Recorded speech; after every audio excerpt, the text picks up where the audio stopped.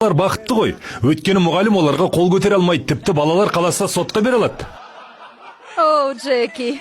Бала бізді сотқа бере алады, дұрыс па? Тіпті оның отбасы да.